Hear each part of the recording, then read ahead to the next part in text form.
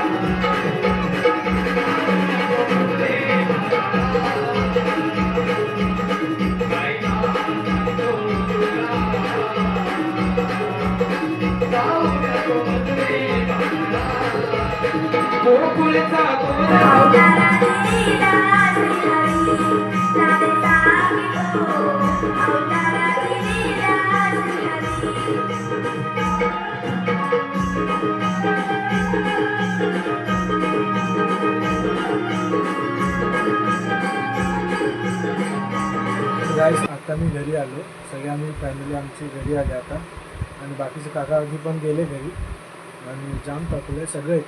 इकडे तर थंडीमध्ये पण हॉलमध्ये जाम थंडी वाजत होती. आले घरी आणि सगळे झोपले.